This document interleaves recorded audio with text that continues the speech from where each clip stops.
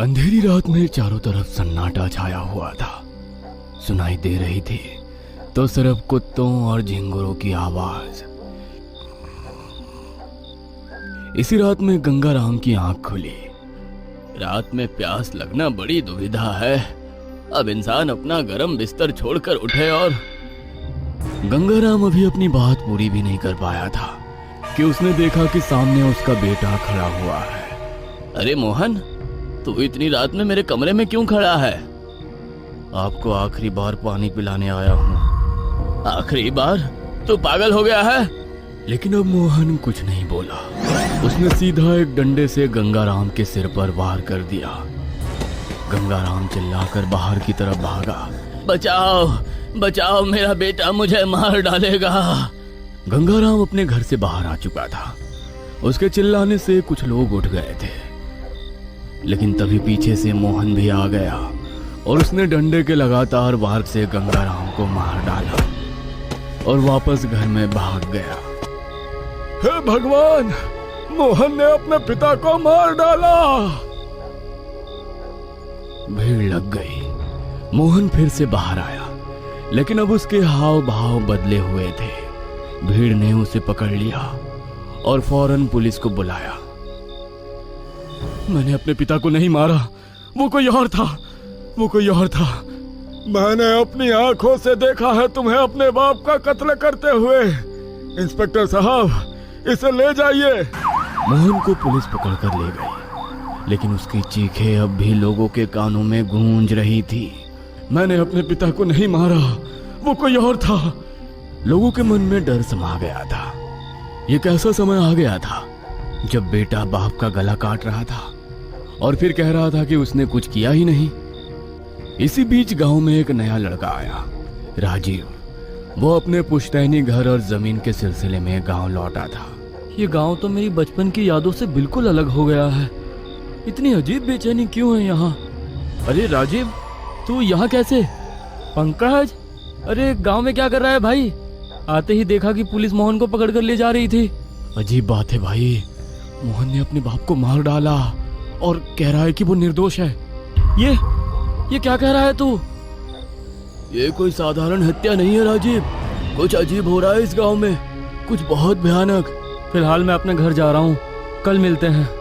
राजीव के मन में घबराहट थी, लेकिन वो अभी इस सबको महज सहयोग समझ रहा था। अगली रात आई।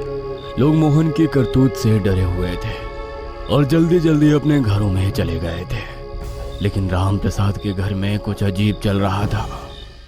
इतनी रात हो गई लीलावती, अब सो जा लीलावती। हाँ, अब सोने का ही समय आ गया है हमेशा के लिए। राम प्रसाद को लगा कि उसकी पत्नी नींद में बड़बड़ा रही है। उसने कुछ कहने के लिए मुंह खोला ही था कि लीलावती अचानक उठकर बैठ गई। उसकी आंखें काली हो चुकी थी और चेहरा अजीब लग रहा था। लीलावती, ये क्या हो रहा है तुम्हें? तुझे सोने की जल्दी है ना, तो ले, हमेशा के लिए सो जा। ये कहते ही उसने पास रखा तकिया का कवर निकाला और बिजली की तेजी से उसे राम प्रसाद के गले में डाल दिया। राम प्रसाद चीखना चाहता था, लेकिन लीलावती की पकड़ इतनी मजबूत थी कि आवाज नहीं निकल पाई।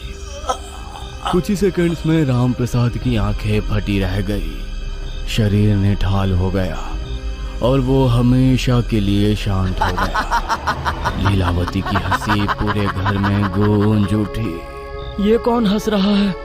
बाहर जाकर देखना पड़ेगा। राजीव बाहर आया तो राम प्रसाद के घर के बाहर पहले से ही भीड़ लगी हुई थी। राम प्रसाद की लाश देखकर हर कोई सहम गया था, पर सबसे ज्यादा डरावनी बात ये थी कि लीलावती अब रो रही थी। ये क्या कर दिया तूने लीलावती? मुझे नहीं पता, मैं तो कुछ काम से बाहर गई थी। जब वापस आई तो ये हो गया था। झूठ! अरे तुम्हारे हंसने की आवाज मेरे घर तक आ रही थी। पुलिस फिर से बुलाई गई और लीलावती को भी गिरफ्तार कर लिया गया।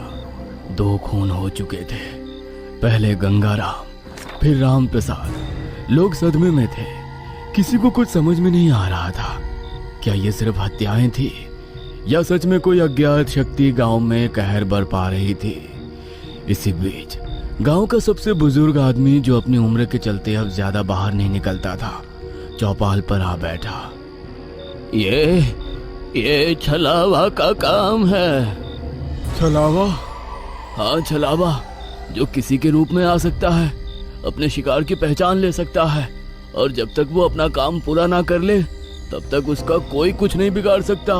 लेकिन कोई अपने खून के रिश्ते को क्यों मारेगा? यही तो छलावे की ताकत होती है।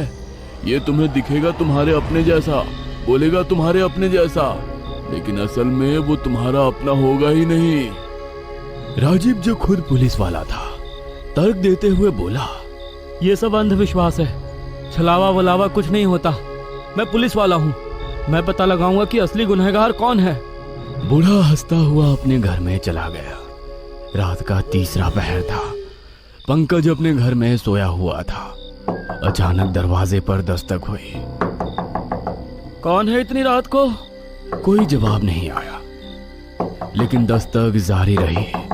पंकज उठकर दरवाजे की तरफ बढ़ा, और जैसे उसने दरवाजा खोला, उसके सामने श्यामलाल खड़ा था, लेकिन उसकी आंखें असामान्य रूप से लाल थी।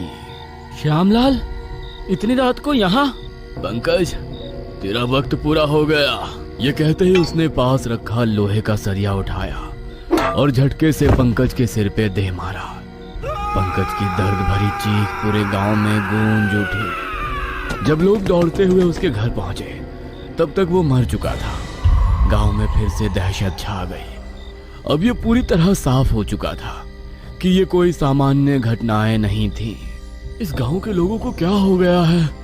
मैंने कहा था ना, तब मेरी बात किसी ने नहीं सुनी। पंकज की मौत के बाद गांव में कोई भी बाहर निकलने की हिम्मत नहीं कर रहा था, लेकिन इस डर के बावजूद अगले ही रात एक और हत्या हो गई। प्रीतम अपने घर में आराम से चारपाई पर लेटा था। उसकी बेटी संगीता रसोई में कुछ काम कर रही थी। संगीता बेटा, जरा पानी ला दे, बड़ी प्यास लगी है। लेकिन संगीता कुछ नहीं बोली। उसने अचानक पास रखी रसोई की चाकू उठाई और सीधे प्रीतम की छाती में घोंप दी। अरे ये क्या कर रही है संगीता? अब कोई प्यासा नहीं रहेगा बाबा। प्रीतम की आंखें धीरे धीरे ठंडी पड़ गई और संगीता वहीं मुस्कुरा रही थी। जब गांव वालों को यह खबर मिली तो हर कोई कांप गया। अब किसी को कोई संदेह नहीं रहा कि गांव में वाकई छलावा आ चुका था। यह छलावा का ही काम है, पक्का। हे भगवान, ये इस गांव को किसकी नजर लग गई है? अब तक 4 हत्याएं हो चुकी थी। गंगाराम, राम प्रसाद, पंकज और प्रीतम। गांव वाले अब खुले में चलने से भी डरने लगे थे। कौन कब किसका रूप बदल ले और किसे मार डाले, कोई नहीं जानता था। इसी समय गांव में रहने वाले सबसे चतुर आदमी चंदन ने सबको इकट्ठा किया। मैंने कुछ नोटिस किया है। क्या? छलावा कभी एक पैटर्न में नहीं मारता, वो रैंडमली लोगों को मारता है। लेकिन यहाँ एक पैटर्न है। क्या मतलब? ध्यान से देखो, जिन जिन लोगों की हत्या हुई है, ये सब एक दूसरे से जुड़े थे। कैसे जुड़े थे? ये सब जमीन की खरीद फरोख्त में शामिल थे। और अगला नंबर मेरे पिता का है, क्योंकि वो इन्हीं के साथ थे। मेरी बारी? अगर ऐसा है तो मतलब छलावा तुम्हारा रूप लेकर आएगा। हाँ, हमें तैयार रहना होगा। गांव में अब हर कोई दहशत में था। रात हो चुकी थी, लेकिन इस बार चंदन के घर कोई नहीं आया। उसकी सांसें तेज चल रही थी। वो पूरी रात जागता रहा, पर कोई भी हमला नहीं हुआ। सुबह हुई तो राजीव उससे मिलने आया। चंदन, रात तो शांति से निकल गई, लगता है छलावा भी डर गया है तुझसे। चंदन ने गहरी नजरों से उसकी ओर देखा। फिर अचानक बिना कुछ कहे उसने पास रखा चाकू उठाया और झटके से राजीव के पेट में घोंप दिया। चंदन, ये तूने क्या किया? राजीव लड़खड़ाते हुए जमीन पर गिर पड़ा। उसका शरीर झटकों से कांप रहा था। लोग दौड़ते हुए वहां पहुंचे। चंदन, तुझे क्या हो गया है? अरे तूने राजीव को क्यों मार दिया? हमने तो सोचा था कि तू इस छलावे से बच जाएगा, पर तू तो खुद ही हत्यारा बन गया। लेकिन तभी राजीव का शरीर अचानक अजीब तरीके से मरोड़ खाने लगा और वो छलावे में बदल गया। हे भगवान, ये क्या हो रहा है? तभी सबका ध्यान अचानक गांव की दूसरी तरफ गया। वहां असल राजीव खड़ा था। उसका चेहरा सफेद पड़ चुका था। वो भागने की कोशिश करता है, लेकिन गांव वालों ने उसे पकड़ लिया। मुझे पहले ही तुझ पर शक हो गया था राजीव। पहले जिन जिन लोगों को छलावे ने मारा था वो सब जमीन के सौदागर थे, और तुझे भी इसी जमीन के सौदा में दिलचस्पी थी। मैंने समझ लिया था कि ये कोई संयोग नहीं हो सकता। बोल, आखिर यह सब तूने क्यों किया? जिस जमीन को मैं बेचने आया था वो असल में मेरी थी ही नहीं। क्या मतलब? ये सब लोग, गंगाराम, राम प्रसाद, पंकज, प्रीतम, इन सब ने मिलकर मेरे बाप से जबरदस्ती वो जमीन छीन ली थी। और जब मेरा बाप कुछ नहीं कर पाया तो उसने खुद को फांसी लगा ली। मैं अपने बाप की मौत का बदला लेना चाहता था। तभी मुझे पता चला कि इस गांव के पास छलावे का वास है। तूने छलावे को वश में कर लिया? हाँ, मैं एक तांत्रिक से मिला जिसने मुझे छलावे को वश में करने का एक तरीका बताया। मैंने उसकी मदद ली और फिर छलावे को उन लोगों के खिलाफ इस्तेमाल किया जिन्होंने मेरे पिता को आत्महत्या करने के लिए मजबूर किया था। अब सब कुछ साफ हो चुका था। बहुत हो गया तेरा नाटक राजीव। अब तू सारी जिंदगी सलाखों के पीछे रहेगा।